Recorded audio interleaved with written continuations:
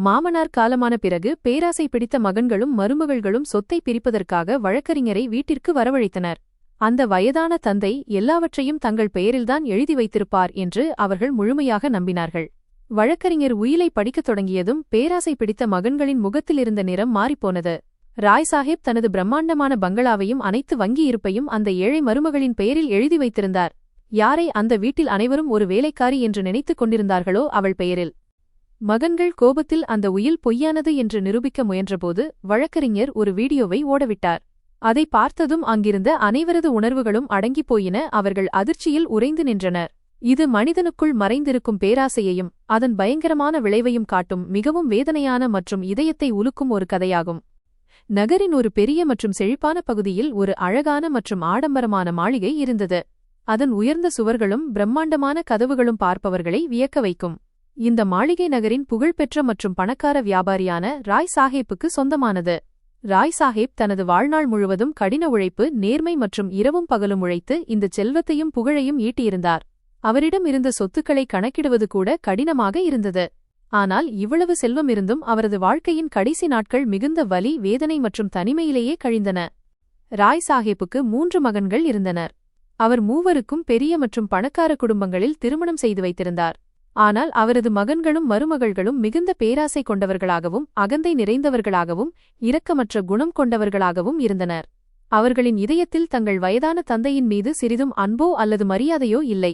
அவர்களுக்கு அவருடைய சொத்து மற்றும் மாளிகையின் மீது மட்டுமே அக்கறை இருந்தது. தந்தை எப்போது இந்த உலகத்தை விட்டுப் போவார், எப்போது அவருடைய சொத்துக்கள் அனைத்தையும் தாங்கள் கைப்பற்றலாம் என்று அவர்கள் ஒவ்வொரு கணமும் காத்துக் கொண்டிருந்தார்கள். ராய் சாஹேப் மிகவும் வயதானவராக இருந்தார். ஒரு கடுமையான நோயால் பல மாதங்களாக படுக்கையிலேயே கிடந்தார். அவராகவே தண்ணீர் குடிக்கக்கூட உடலில் தெம்பு இல்லை. அவருடைய மகன்கள் நாள் முழுவதும் தங்கள் வேலை மற்றும் ஆடம்பரங்களில் மூழ்கி கிடந்தனர். இரவு வீட்டிற்கு வந்த பிறகும் அவர்கள் தங்கள் தந்தையின் அறையை எட்டிப் பார்க்கக்கூட மாட்டார்கள். அவருடைய மருமகள்களும் நாள் முழுவதும் தங்களை அலங்கரித்துக் கொள்வதிலும் விலை உயர்ந்த ஆடைகளை அணிவதிலும் தங்கள் தோழிகளுடன் நேரத்தை செலவிடுவதிலும் மும்முரமாக இருந்தனர். தங்கள் வயதான மாமனார் எந்த நிலையில் இருக்கிறார் என்பதைப் பற்றி அவர்களுக்கு எந்த கவலையும் இல்லை. அவருக்கு மருந்து கிடைத்ததா இல்லையா, அவர் சாப்பிட்டாரா இல்லையா என்பது எதைப் பற்றியும் அவர்கள் யோசிக்கவில்லை. ஒருவேளை யாராவது தவறுதலாக அவருடைய அறைக்குள் சென்றால் கூட அவருடைய நோயுற்ற நிலையை பார்த்து முகம் சுளித்துவிட்டு உடனடியாக வெளியே வந்து விடுவார்கள். அவரை தனிமையிலேயே விட்டுவிடுவார்கள். இவ்வளவு பெரிய மாளிகையில் வசித்தாலும் ராய் சாஹேப் முற்றிலும் தனிமையில் இருந்தார். அவருடைய நலனைப் பற்றி விசாரிக்க யாரும் இல்லை. ஆனால் இந்த சூழலில் ஒரு நல்ல உள்ளம் படைத்த மற்றும் உண்மையான மனிதரும் இருந்தார். அவளுடைய பெயர் பிரீதி. பிரீதிராய் சாஹேப்பின் ஏழை அண்டை வீட்டாரின் மகள். அவளுடைய பெற்றோர் சிறுவயதிலேயே இறந்துவிட்டனர். ராய் சாஹேப் அவளுக்கு தன் வீட்டில் அடைக்கலம் கொடுத்தார். அவள் வளர்ந்த பிறகு தனது ஒரு நல்ல மற்றும் கீழ்ப்படிதலுள்ள மருமகனுக்கு சகோதரன் மகன் அவளை திருமணம் செய்து வைத்தார். ஆனால் விதி வேறொன்றை தீர்மானித்திருந்தது.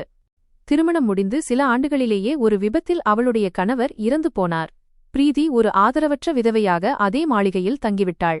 ராய் சாஹேப்பின் மகன்களும் மருமகள்களும் அவளுடைய இந்த சூழ்நிலையை பயன்படுத்திக் கொண்டு அவளை வீட்டின் வேலைக்காரியைப் போல வேலை வாங்கத் தொடங்கினர். அவளை எப்போதும் கிண்டல் செய்வார்கள், அவமானப்படுத்துவார்கள் மற்றும் அவளிடம் மிகவும் மோசமாக நடந்து கொள்வார்கள். ஆனால் பிரீதி ஒருபோதும் புகார் செய்ததில்லை. அவள் அமைதியாக எல்லாவற்றையும் பொறுத்துக் கொண்டாள். ராய் சாஹேப்பின் சேவையில் மட்டுமே கவனமாக இருந்தாள். முழு வீட்டிலும் யாரும் அவருடைய நலனைப் பற்றி விசாரிக்க வராதபோது பிரீதிதான் அவருக்கு சரியான நேரத்தில் மருந்து கொடுத்து உணவு ஊட்டி அவருடைய தலைமாட்டிலேயே உட்கார்ந்து அவரை கவனித்துக் கொண்டாள். ராய் சாஹேப் தனது கடைசி மூச்சு வரை இதையெல்லாம் பார்த்தார். யார் உண்மையான சொந்தம் மற்றும் யார் செல்வத்தின் மீது மட்டுமே பசி கொண்டிருக்கிறார்கள் என்பதை அவர் புரிந்து கொண்டார். ஒருவேளை அதனால்தான் உலகம் யாருக்கு ஒருபோதும் மரியாதை கொடுக்கவில்லையோ, ஆனால் யார் தனது மனிதாபிமான கடமையை செய்தாளோ அந்த மருமகளின் பெயரில் தனது முழுச் சொத்தையும் அவர் எழுதி வைத்தார். அவர்கள் பிரீதியை இந்த மாளிகையின் ஒரு சிறிய மண்ணறையில் வசிக்க கட்டாயப்படுத்தினர் மற்றும் அவளை வீட்டின் ஒரு சாதாரண வேலைக்காரியாக மாற்றினர். பிரீதி நாள் முழுவதும் அந்த பெரிய மாளிகையை சுத்தம் செய்வாள், கூட்டித் துடைப்பாள், பாத்திரங்களை கழுவுவாள் மற்றும் அந்த அகந்தை பிடித்த மருமகள்களின் வசவுகளையும் ஏச்சுகளையும் பொறுத்துக்கொள்வாள். அந்த ஏழை பெண்ணிடம் உடுத்துவதற்கு பழைய மற்றும் கிழிந்த துணிகள் மட்டுமே இருந்தன. அவள் மிச்சம் மீதியிருந்த உணவை சாப்பிட்டே தனது வயிற்றை நிரப்பிக்கொள்வாள். ஆனால் இவை அனைத்தையும் மீறி பிரீதியின் இதயத்தில் ராய் சாஹேப்பின் மீது ஒரு தந்தையைப் போன்ற அன்பும் ஆழ்ந்த மரியாதையும் இருந்தது. ஏனென்றால் இந்த உலகில் அவளுக்கு யாருமே இல்லாதபோது அவர்தான் அவளுக்கு ஆதரவாக இருந்தார். இது எந்த ஒரு பகுதியையும் குறைக்காமல் விரிவாக மொழிபெயர்க்கப்பட்டுள்ளது. அப்போது ராய் சாஹேப் தான் அவளுக்கு தன் வீட்டில் இடம் கொடுத்தார். ராய் சாஹேப் கடுமையாக நோய்வாய்ப்பட்டு படுக்கையில் விழுந்தபோது அவருடைய சொந்த மகன்களே அவரை தனியாக விட்டுவிட்டனர். அப்போதுதான் பிரீதி நாள் முழுவதும் கடினமான வேலைகளைச் செய்து முடித்த பிறகு இரவில் ரகசியமாக தனது வயதான மாமனாரின் அறைக்குச் செல்வாள். அவள் இரவு முழுவதும் விழித்திருந்து அவருக்கு சேவை செய்வாள்.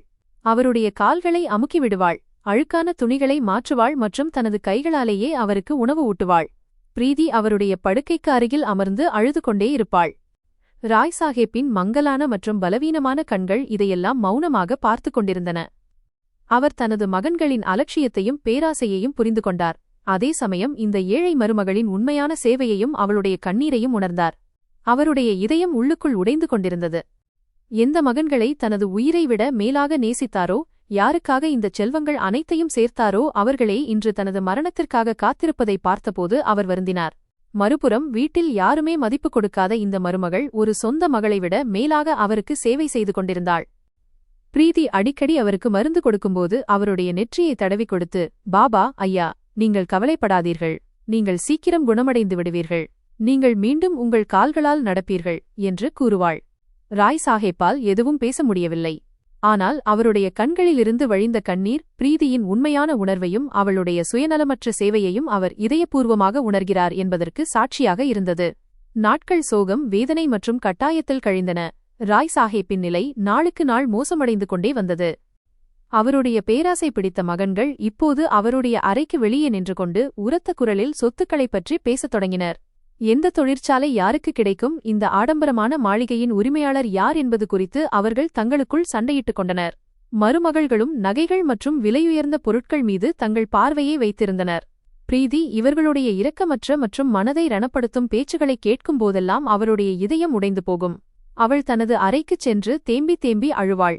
ஒரு மனிதன் செல்வத்தின் பேராசையால் எவ்வளவு குருடனாக முடியும், தனது தந்தையின் மூச்சு எப்போது நிற்கும் என்று எப்படி காத்திருக்க முடியும் என்று அவள் நினைப்பாள். ஒரு இரவு பலத்த மழை பெய்து கொண்டிருந்தது. வானத்தில் மின்னல் மின்னியது, மேகங்கள் பலத்த சத்தத்துடன் இடித்தன. திடீரென்று ராய் சாஹேப்பின் மூச்சு திணறத் தொடங்கியது. பிரீதி அவருக்கு அருகில் அமர்ந்து கால்களை அமுக்கிவிட்டுக் கொண்டிருந்தாள். ராய் சாஹேப் நடுக்கத்துடன் பிரீதியின் கைகளை பிடித்துக் கொண்டார்.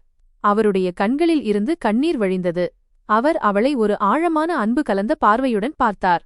அது அவளுக்கு ஆசி வழங்குவது போலவோ அல்லது நன்றி கூறுவது போலவோ இருந்தது. பிரீதி பயந்து போய் அழுது கொண்டே உரக்க கூவினாள், யாராவது இருக்கிறீர்களா, சீக்கிரம் வாருங்கள், பாபாவின் உடல்நிலை மிகவும் மோசமாக உள்ளது. ஆனால் இவ்வளவு பெரிய மாளிகையில் அவளுடைய குரலை கேட்க யாரும் இல்லை.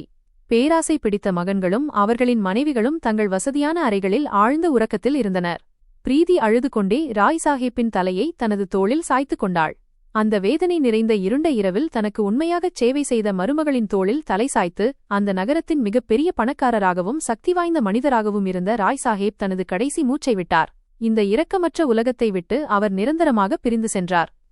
ராய் சாஹேப் இறந்ததும் பிரீதியின் வாயிலிருந்து ஒரு இதயத்தை உலுக்கும் அலறல் சத்தம் வந்தது. அது அந்த மாளிகையின் முழு அமைதியையும் கிழித்து போட்டது. தனது எல்லாவற்றையும் இழந்துவிட்டது போல அவள் கதறி அழுதாள். அவளுடைய நிலையை பார்த்தால் தனது மிகப்பெரிய ஆதரவை இழந்துவிட்டது போல தோன்றியது. அவளுடைய குரலைக் கேட்டு பேராசை பிடித்த மகன்களும் மருமகள்களும் தங்கள் அறைகளிலிருந்து வெளியே வந்தனர்.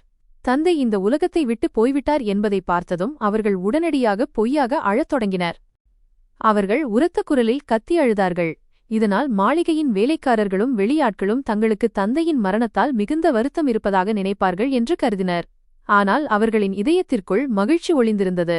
ஏனெனில் இப்போது அவர்கள் இந்த எல்லையற்ற செல்வம் மற்றும் பெரிய சொத்துக்களுக்கு தனி உரிமையாளர்களாகப் போகிறார்கள். அடுத்த நாள் காலையிலேயே ராய் சாஹேப்பின் மரணச் செய்தி நகரம் முழுவதும் பரவியது.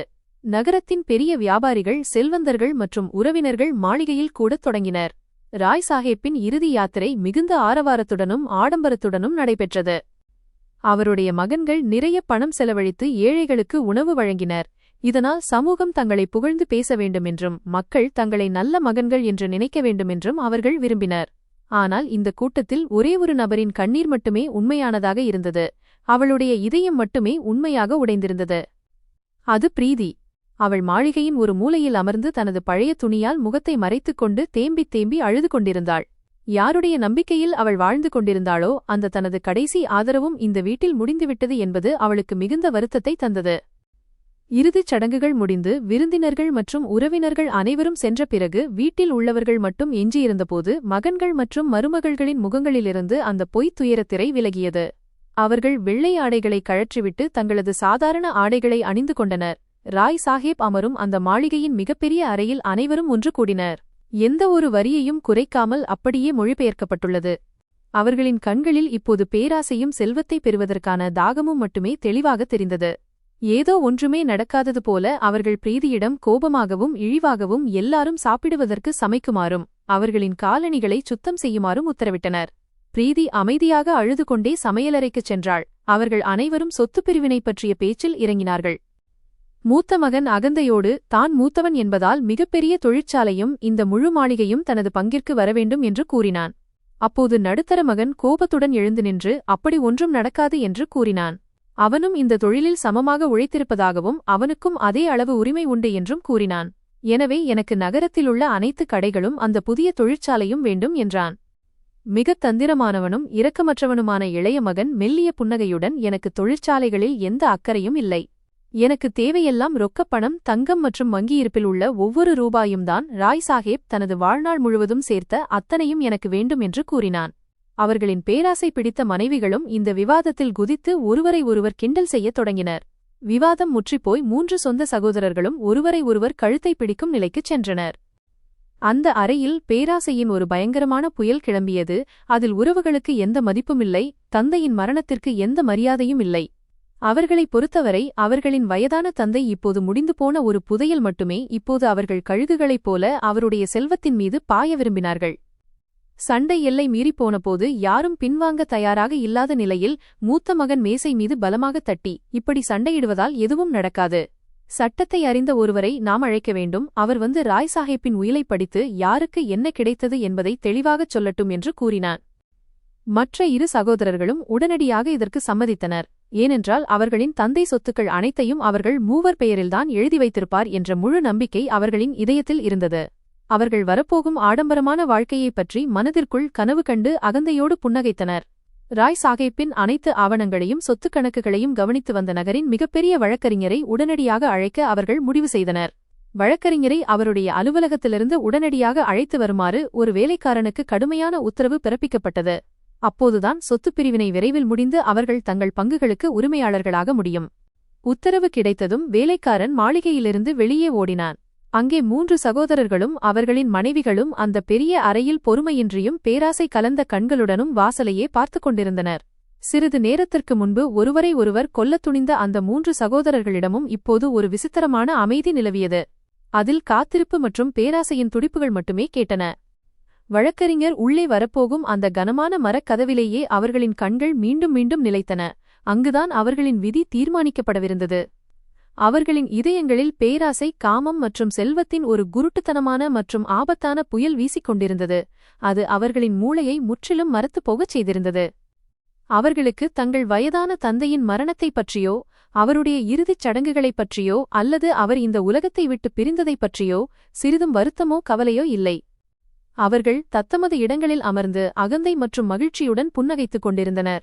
மேலும் தங்கள் மனதிற்குள் வரப்போகும் ஆடம்பர மற்றும் ஊதாரித்தனம் நிறைந்த வாழ்க்கையைப் பற்றிய பொய்க் கனவுகளை கண்டு கொண்டிருந்தனர். மூத்த மகன் பதற்றத்துடன் மீண்டும் மீண்டும் தனது இடத்தை மாற்றிக்கொண்டிருந்தான். மேலும் இந்த மாளிகைக்கும் மிகப்பெரிய தொழிற்சாலைக்கும் உண்மையான உரிமையாளனாகத்தான் மாறப்போவதாக தனது அகந்தை பிடித்த மனைவியிடம் சைகை காட்டினான். நடுத்தர மகனும் தனது மனைவியின் காதில் மெதுவாக வழக்கறிஞர் தனது பங்கை பற்றி அறிவித்தவுடன் அதே கணத்தில் தனது பொருட்களை எடுத்துக்கொண்டு இந்த வீட்டிலிருந்து பிரிந்து சென்று தனது தனி உலகத்தை உருவாக்குவதாக கூறிக்கொண்டிருந்தான்.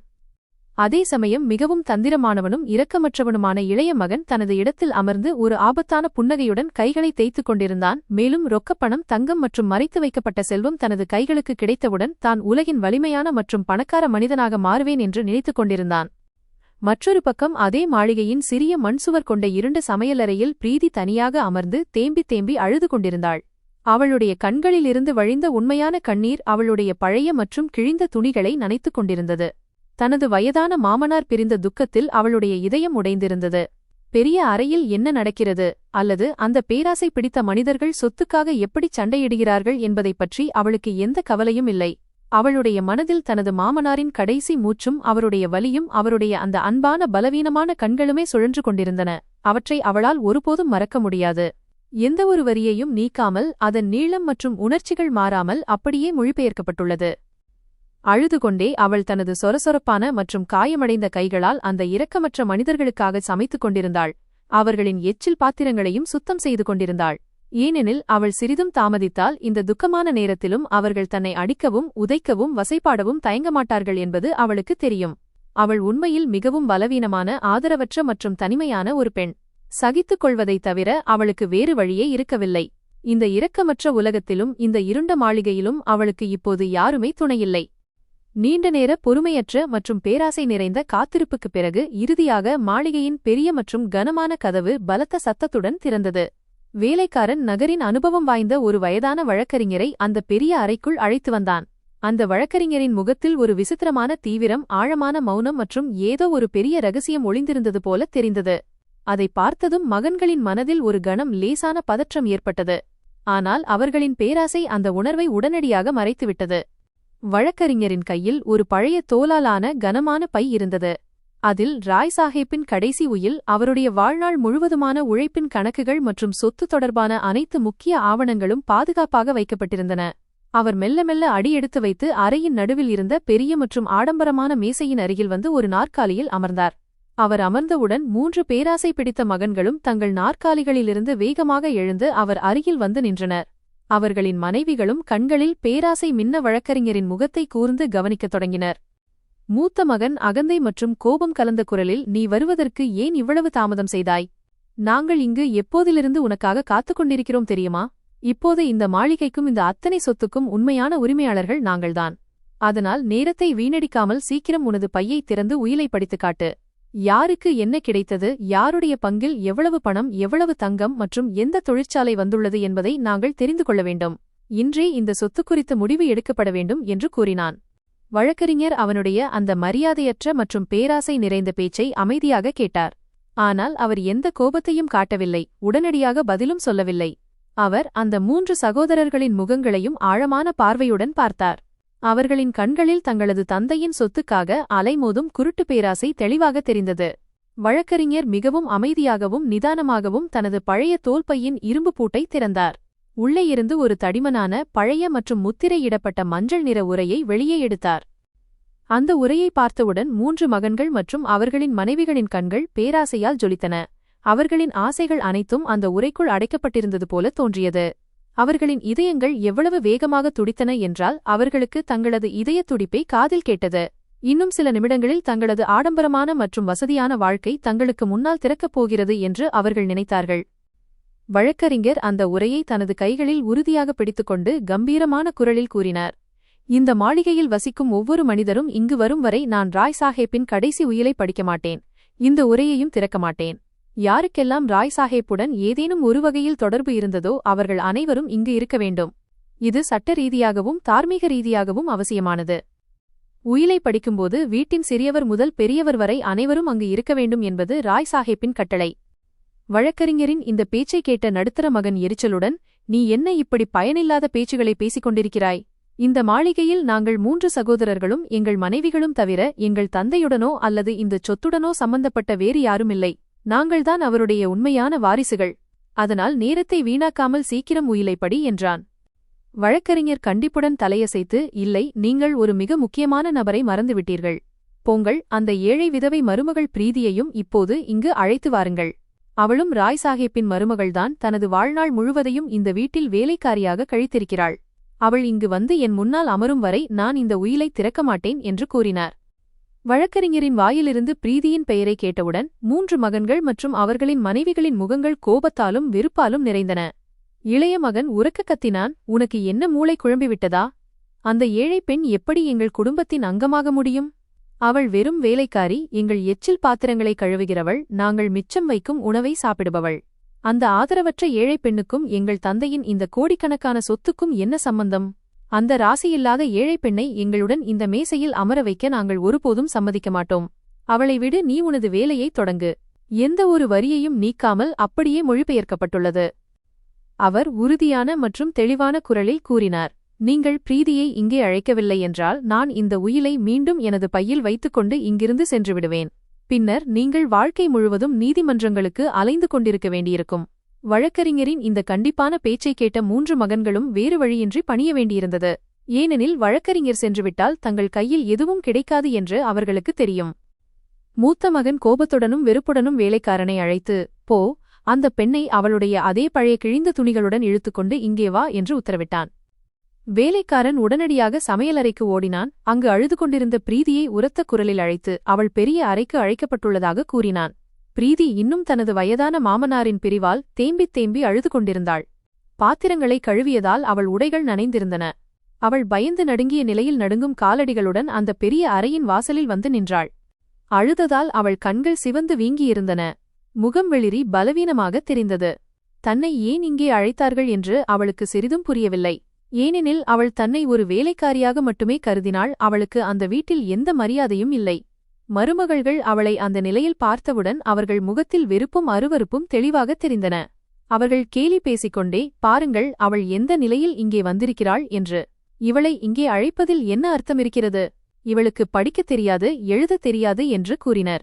இதை கேட்ட பிரீதி வெட்கத்துடனும் கையற நிலையிலும் தலையை குனிந்து கொண்டு அமைதியாக அறையின் ஒரு மூலைக்குச் சென்று நின்றாள்.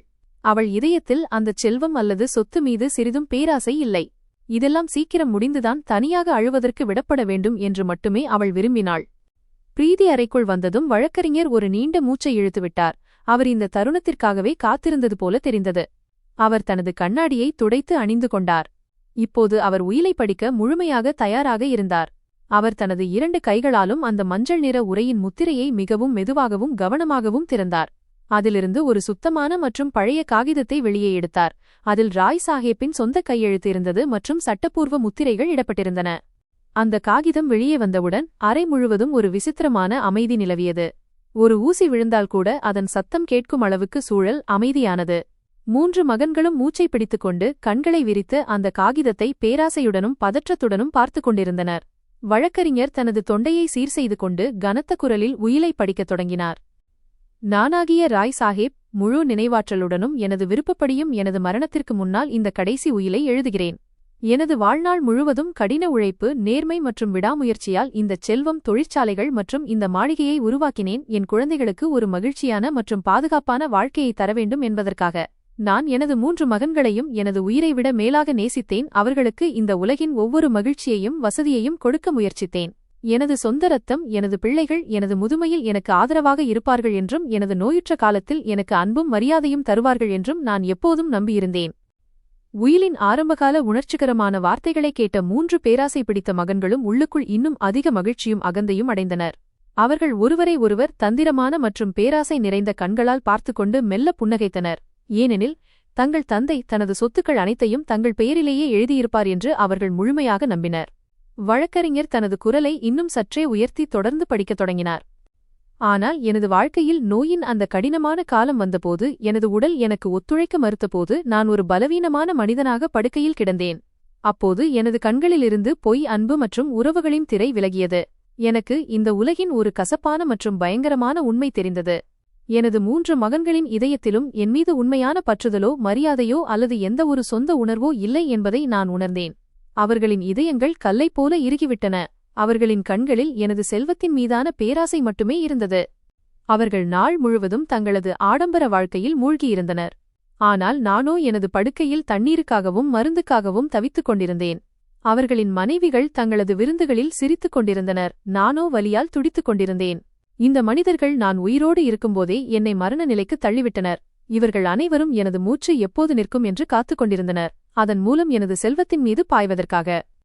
உயிலின் இந்த கடுமையான மற்றும் உண்மையான வார்த்தைகளை கேட்டவுடன் 3 மகன்கள் மற்றும் அவர்களின் மனைவிகளின் முகங்களிலிருந்து அனைத்து மகிழ்ச்சியும் ஒரே கணத்தில் மறைந்துவிட்டது.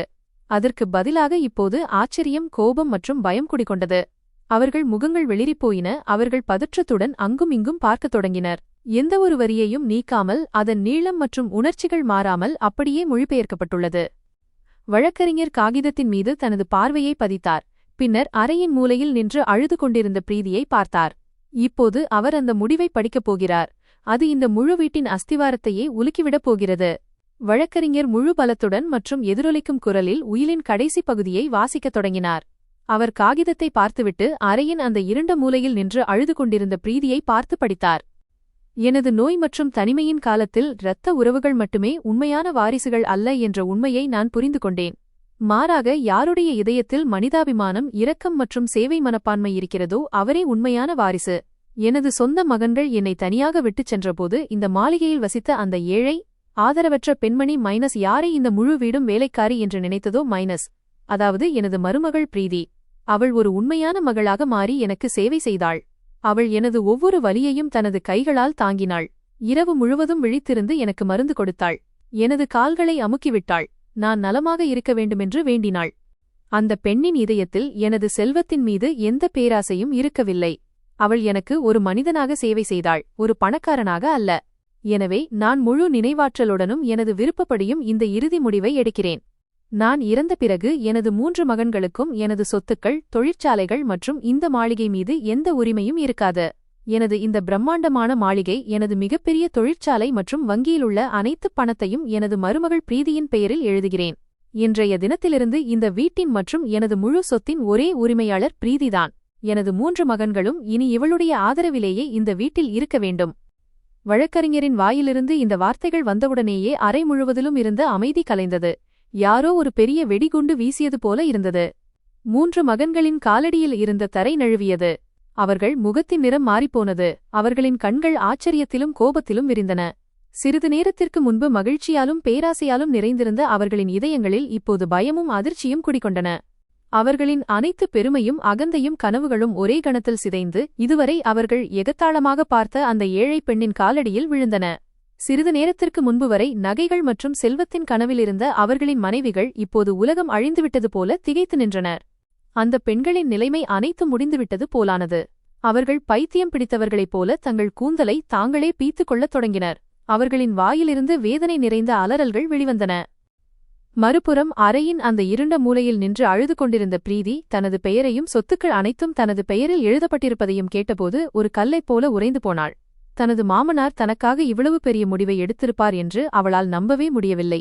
அவளுடைய கண்களிலிருந்து வழிந்த கண்ணீர் இப்போது ஆச்சரியமாகவும் நன்றியுணர்வாகவும் மாறியது. ஆனால் அந்த 3 மகன்களின் பேராசையும் கோபமும் இப்போது ஒரு ஆபத்தான புயலாக மாறியிருந்தது. அந்த 3 சகோதரர்களும் பைத்தியம் பிடித்தவர்களைப் போல தங்கள் இடத்திலிருந்து எழுந்து உரக்க கத்திக்கொண்டு அறையிலிருந்த பொருட்களை உடைக்கத் தொடங்கினர். மூத்த மகன் கோபத்தில் மேசையை தட்டி வழக்கறிஞரை நோக்கி கத்தினான். இந்த உயில் பொய்யானது. இதெல்லாம் ஏமாற்று வேலை. நீ நிச்சயம் இந்த பெண்ணோடு சேர்ந்து எங்களை சதி செய்து சிக்க வைத்திருக்கிறாய். எங்கள் தந்தையிடம் ஏமாற்றி கையெழுத்து வாங்கிவிட்டாய். உங்கள் தந்தை எங்களை விட்டுவிட்டு இந்த பெண்ணுக்கு எல்லாவற்றையும் ஒருபோதும் கொடுத்திருக்க முடியாது. நடுத்தர மகனும் வசைபாடிக்கொண்டே சொன்னான். நாங்கள் இந்த காகிதத்தை மதிக்க மாட்டோம். இப்போதே இதை கிழித்து எறிந்துவிட்டு உங்கள் இருவரையும் இந்த வீட்டை விட்டு வெளியே துரத்துவோம். இளைய மகனோ கோபத்தில் எல்லையை தாண்டினான். அவன் வேகமாக பிரீதியை நோக்கி ஓடினான். கையை தூக்கி அவளை அடிக்கப் போனான். அவன் கத்தினான். இந்த பெண் எங்கள் தந்தையின் மீது ஏதோ சூனியம் செய்திருக்கிறாள். அதனால்தான் அவர் இப்படி ஒரு முடிவை எடுத்தார். நாங்கள் இந்த உயிலை ஏற்க மாட்டோம். எங்கள் தந்தையின் மனநிலை சரியில்லை என்று நீதிமன்றத்தில் நிரூபிப்போம். ஆனால் அவர்களின் இந்த ஆபத்தான மற்றும் பைத்தியக்காரத்தனமான நடத்தைக்கு முன்னால் அந்த வயதான வழக்கறிஞர் மிகவும் அமைதியாக இருந்தார். அவர் தனது இடத்திலிருந்து அசையக்கூட இல்லை. மாறாக மிகவும் நிதானமாகவும் மெல்லிய புன்னகையுடனும் கையை தூக்கி அந்த மூவரையும் நிறுத்தும்படி சைகை காட்டினார். அடுத்து என்ன நடக்கப் போகிறது என்பது அவருக்கு முன்பே தெரியும் போல இருந்தது. அவர் தனது வலது கையை உறுதியாக காற்றில் உயர்த்தி எதிரொலிக்கும் குரலில் கத்தி எல்லோரையும் அமைதியாக்கினார். நில்லுங்கள், பேராசை பிடித்த இரக்கமற்ற மனிதர்களே! ஒரு அடி கூட முன்னே வராதீர்கள். இந்த உயிலைப் பொய் என்றோ அல்லது உங்கள் தந்தையை பைத்தியமென்றோ சொல்வதற்கு முன்னால் எனது பேச்சை கவனமாக கேளுங்கள். நீங்கள் பேராசையில் கண்ணற்றுப் போய் அவருடைய கடைசி ஆசையை நிராகரிக்க முயற்சிப்பீர்கள் என்றும், எந்த ஒரு வரியையும் நீக்காமல் அதன் நீளம் மற்றும் உணர்ச்சிகள் மாறாமல் அப்படியே மொழிபெயர்க்கப்பட்டுள்ளது. அதனால்தான் அவர் இறப்பதற்கு முன் ஒரு உறுதியான மற்றும் உண்மையான ஆதாரத்தை என்னிடம் விட்டுச் சென்றுள்ளார். அதை பார்த்தால் எந்த நீதிமன்றமும் உங்கள் பேச்சை ஒருபோதும் ஏற்காது. இதைக் கேட்டதும் அறையில் ஒரு விசித்திரமான பதற்றம் பரவியது. வழக்கறிஞர் தாமதிக்காமல் தனது பழைய பையில் கையை விட்டு ஒரு சிறிய திரை கொண்ட ஒரு கருவியை வெளியே எடுத்தார். அவர் அதை மேசையின் நடுவில் வைத்துவிட்டு அமைதியான ஆனால் ஆழமான குரலில் கூறினார். நீங்கள் உங்கள் தந்தையை பைத்தியம் என்று சொல்கிறீர்களா? அப்படியானால் இப்போது உங்கள் கண்களாலேயே உண்மையை பாருங்கள். அவர் பொத்தானை அழுத்தினார். திரையில் தோன்றிய காட்சியைக் கண்டு அனைவரின் மூச்சும் நின்று போனது. சில நிமிடங்களுக்கு முன்பு வரை கத்திக் கொண்டிருந்தவர்கள் இப்போது முற்றிலும் அமைதியானார்கள். யாரோ அவர்களின் குரலை பிடுங்கிக் கொண்டது போல இருந்தது. திரையில் அதே அறை தெரிந்தது.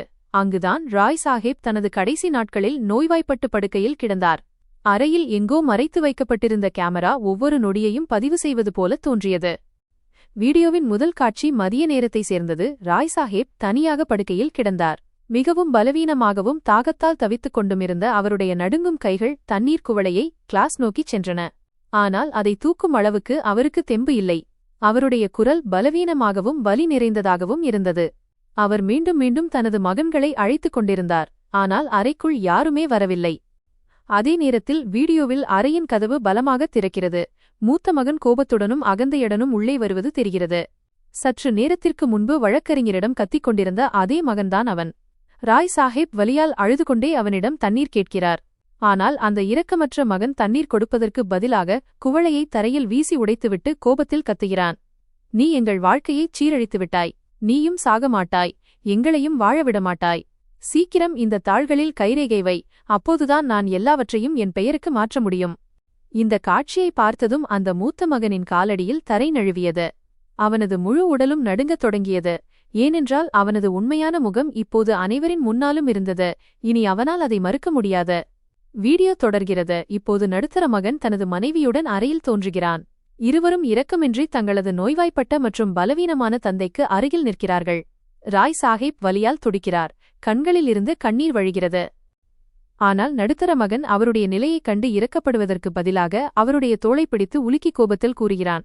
உனது சிகிச்சைக்கு இனி எங்களால் பணத்தை வீணாக்க முடியாது. நீ உனது வாழ்க்கையை வாழ்ந்துவிட்டாய். இப்போது எங்களுக்கு எங்கள் பங்கை கொடுத்துவிட்டு இந்த உலகத்தை விட்டு போய்விடு. அவனது மனைவி அருவருப்புடன் முகம் சுளித்துக்கொண்டு, இந்த அறையிலிருந்து இவ்வளவு துர்நாற்றம் வருகிறது. எனக்கு மூச்சு முட்டுகிறது. என்னால் இனி இந்த அசுத்தத்தை சுத்தம் செய்ய முடியாது என்று கூறுகிறாள். இதை கேட்டால் எவருடைய இதயமும் உருகிவிடும். ஆனால் அந்த மனிதர்களின் முகங்களில் சிறிதும் வெட்கமோ அல்லது வருத்தமோ இல்லை. இதற்குப் பிறகு வீடியோவில் இளைய மகன் தோன்றுகிறான். அவன் எல்லாரையும் விட தந்திரமானவனும் பேராசை பிடித்தவனும் ஆவான். அவன் இரவின் இருட்டில் இரகசியமாக அறைக்குள் நுழைந்து தூங்கிக் கொண்டிருக்கும் தனது நோய்வாய்ப்பட்ட தந்தையின் தலைமாட்டிலிருந்து பணப்பெட்டியின் லாக்கர் சாவிகளை எடுக்க முயல்கிறான். ராய் சாஹேப்பின் கண்கள் திறந்தவுடன் அவர் அவனது கையை பிடித்தார். அவன் அவரை பலமாக தள்ளிவிட்டான். இதனால் அந்த முதியவர் படுக்கையிலிருந்து கீழே விழுந்தார். அவன் சாவிகளை எடுத்துக்கொண்டு ஓடிவிட்டான். இவை அனைத்தும் அந்த 3 மகன்களும் தங்கள் தந்தைக்கு செய்த பயங்கரமான உண்மைகள் யாரும் பார்க்கவில்லை என்று அவர்கள் நினைத்தார்கள். ஆனால் அவர்களின் ஒவ்வொரு செயலும் அதே அறையில் மறைத்து வைக்கப்பட்டிருந்த கேமராவில் பதிவாகிக் கொண்டிருந்தது என்பது அவர்களுக்கு எப்படி தெரியும்? இதையெல்லாம் பார்த்ததும் 3 மகன்கள் மற்றும் அவர்களின் மனைவிகளின் முகங்கள் வெளிறிப் போயின. அவர்களின் குரல் தொண்டையிலேயே அடைத்துக் கொண்டது. தப்பிக்க முடியாத அந்த உண்மையை அவர்கள் அமைதியாக பார்த்துக்கொண்டே இருந்தார்கள். அவர்களின் மூளை முற்றிலும் மரத்துப் போனது. இனி வழக்கறிஞரை பார்த்து அவர் சொல்வது பொய் என்று கூறும் அளவுக்கு கூட அவர்களிடம் துணிவு இல்லை. ஏனென்றால் அவர்களின் உண்மையான முகம் அனைவர் முன்னிலையிலும் வெளிப்பட்டுவிட்டது. ஆனால் இந்த வீடியோவின் மிக வேதனையான பகுதி இன்னும் பாக்கி இருந்தது. அது அங்கு நின்றிருந்த ஒவ்வொருவரின் இதயத்தையும் உலுக்கியது. வீடியோவில் நள்ளிரவின் அமைதி தெரிகிறது. மாளிகை முழுவதும் அமைதியாக இருந்தது. ராய் சாஹேப் படுக்கையிலிருந்து கீழே தரையில் விழுந்து வலியால் துடித்துக் கொண்டிருந்தார். அப்போது கதவு மெதுவாக திறக்கிறது. பிரீதி உள்ளே வருகிறாள். வீட்டார் யாரை வேலைக்காரி என்று நினைத்தார்களோ அதே பெண் அவள். தனது வயதான மாமனாரை அந்த நிலையில் பார்த்ததும் அவளுடைய கண்களிலிருந்து கண்ணீர் தாரையாக கொட்டியது. அவள் ஓடிச் சென்று அவரிடம் அமர்ந்து மிகுந்த அன்போடும் ஆதரவோடும் அவரை தூக்கி மீண்டும் படுக்கையில் கிடத்தினாள். அவள் அவருடைய கால்களை பிடித்து விடுகிறாள். தன் கைகளாலேயே அவருக்கு மருந்து புகட்டுகிறாள். அவள் அடிக்கடி அவர் நெற்றியில் கை வைத்தபடி அழுது கொண்டே சொல்கிறாள். பாபா, நீங்கள் கவலைப்படாதீர்கள். நான் உங்களுடன் இருக்கிறேன். நீங்கள் கண்டிப்பாக குணமடைந்து விடுவீர்கள். ராய் சாஹேப் தன் நடுங்கும் கைகளால் அவள் தலையில் கை வைக்கிறாள். அவருடைய கண்களில் நன்றியுணர்வும் அன்பும் கலந்த கண்ணீர் வழிகிறது. அதன் மதிப்பை எந்தச் செல்வத்தாலும் ஈடுகட்ட முடியாது. பிரீத்தியின் இந்தச் சேவை அவள் இரவு பகலாக கண் விழித்து கவனித்துக் கொண்டது. இந்த வீடியோவில் ஒரு ஒளியைப் போல பிரகாசித்துக் கொண்டிருந்தது. இதற்கு முன்னால் மகன்களின் அத்தனை கர்வமும் அவர்களுடைய அத்தனை வாதங்களும் மிகவும் சிறியதாகவும் அவமானமாகவும் தோன்றின. இதையெல்லாம் பார்த்து அந்த 3 மகன்களும் முழங்காலிட்டு விழுந்தனர். அவர்களிடம் இப்போது சொல்வதற்கு எதுவுமே மிஞ்சவில்லை. பிறகு வீடியோவின் கடைசிப் பகுதி வெளிவந்தது. அதில் ராய் சாஹேப் தனது பலவீனமான மற்றும் நடுங்கும் குரலில் நேரடியாக கேமராவை பார்த்துச் சொன்னார். நான் ராய் சாஹேப். முழு சுயநினைவுடன் இந்த கடைசி வீடியோவை உருவாக்குகிறேன். இதனால் நான் இறந்த பிறகு என் மகன்கள் எனது உயிலை வில் பொய் என்று சொல்ல முடியாது மற்றும் என்னை ஒரு பைத்தியக்காரன் என்று நிரூபிக்க முயற்சி செய்ய முடியாது. நீங்கள் அனைவரும் என் நிலைமையையும் இந்த மகன்களின் நடத்தையையும் பார்த்துவிட்டீர்கள்.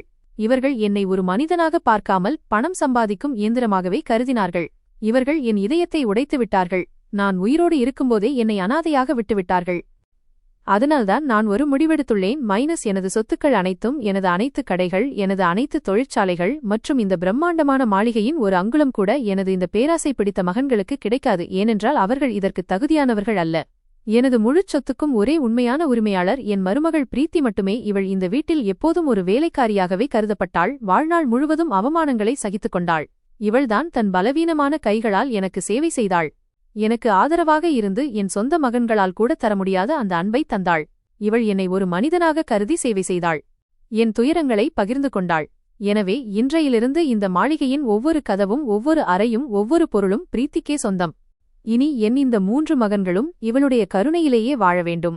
பிரீத்தி விரும்பினால் இவர்களை இப்போதே இந்த வீட்டை விட்டு வெளியேற்றலாம், அல்லது இவர்களை தன் வேலைக்காரர்களாக வைத்துக் கொள்ளலாம். எனது இந்த முடிவு இறுதியானது மற்றும் மாறாதது. ராய் சாஹேப்பின் இந்த கடைசி வார்த்தைகளுடன் வீடியோ நின்றுவிட்டது. திரையில் இருள் சூழ்ந்தது. ஆனால் அந்த இருள் அந்த 3 மகன்களின் வாழ்க்கையில் விடியலை இல்லாத ஒரு புயலை கொண்டு வந்தது. சற்று நேரத்திற்கு முன்பு தங்களை இந்த மாளிகையின் எஜமானர்களாக கருதிய மகன்கள் இப்போது தரையில் விழுந்து அழுது கொண்டிருந்தனர். அவர்களின் முகங்கள் அவமானத்தாலும் வருத்தத்தாலும் குனிந்து போயின. அவர்களின் மனைவிகளின் கர்வம் அனைத்தும் நொறுங்கிப் போனது. அவர்களின் நகைகள் இப்போது அவர்களுக்கு ஒரு சுமையாக தோன்றின. அவர்களின் பேராசை அவர்களை எங்கும் இல்லாதபடி ஆக்கிவிட்டது என்பதை அவர்கள் புரிந்து கொண்டனர். அவர்கள் எங்கே அதிகாரம் செலுத்தினார்களோ அதே வீட்டில் இப்போது ஆதரவற்றவர்களாக நின்றார்கள். வழக்கறிஞர் அமைதியாக அந்த இயந்திரத்தை அணைத்துவிட்டு அவர்களை பார்த்துச் சொன்னார், இப்போது நீங்கள் விரும்பினால் நீதிமன்றத்திற்குச் செல்லலாம். ஆனால் இந்த ஆதாரம் உங்களை எங்கும் தலைகாட்ட விடாது. மறுபுறம் இதுவரை ஒரு மூலையில் நின்று அழுது கொண்டிருந்த பிரீத்தி இதைக் கேட்டதும் அதிர்ச்சியிலும் உணர்ச்சியிலும் மூழ்கினாள். அவள் அங்கேயே முழங்காலிட்டு அமர்ந்தாள். அவள் ஒருபோதும் இந்த செல்வத்தையோ அல்லது இந்த மாளிகையையோ விரும்பியதில்லை. அவள் தன் மாமனாருக்குச் சேவை மட்டுமே செய்து வந்தாள். ஆனால் இன்று அவளுடைய உண்மையான சேவைக்கும் மனிதநேயத்திற்கும் உரிய அங்கீகாரம் கிடைத்துவிட்டது. அவளது வாழ்க்கையின் இருள் ஒரு நொடியில் ஒளியாக மாறியது. அந்த வீட்டின் கர்வமுள்ள மனிதர்களின் அகந்தை என்றென்றும் அழிந்தது. உண்மை, சேவை மற்றும் மனிதநேயத்தின் வலிமையே மிகச் சிறந்தது என்பதை இந்த கதை நிரூபிக்கிறது. இது எந்த பேராசையையும் தீமையையும் தோற்கடிக்க முடியும். பேராசை மனிதனை குருடாக்கிவிடும். தங்கள் பெற்றோரை மதிக்காதவர்கள் இறுதியில் வருத்தத்தையே அடைவார்கள். அதே சமயம் எந்த சுயநலமுமின்றி உண்மையான இதயத்துடன் சேவை மற்றும் மனிதநேயத்தை பின்பற்றுபவர்களுக்கு சற்று தாமதமானாலும் அவர்களின் உரிமையும் மரியாதையும் கண்டிப்பாக கிடைக்கும்.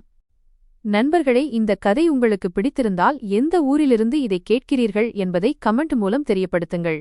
வீடியோவை லைக் செய்யுங்கள், ஆதரவு ஹைப் கொடுங்கள் மற்றும் முடிந்தவரை அதிகமாக பகிருங்கள். சேனலுக்கு புதியவராக இருந்தால் சப்ஸ்கிரைப் செய்து பெல் ஐகானை அழுத்தவும். அப்போதுதான் அடுத்த அப்டேட் உங்களுக்கு உடனே கிடைக்கும். இந்த கதை முற்றிலும் கற்பனையானது. இதன் நோக்கம் பொழுதுபோக்கு மற்றும் சமூகத்திற்கு ஒரு நல்ல பாடத்தை கற்பிப்பதே ஆகும். இந்த கதையின் அனைத்து கதாபாத்திரங்களும், இடங்களும் மற்றும் நிகழ்வுகளும் கற்பனையானவை. இதற்கும் ஏதேனும் ஒரு நபர், இடம் அல்லது நிகழ்வுக்கும் ஒற்றுமை இருந்தால் அது வெறும் தற்செயல் மட்டுமே.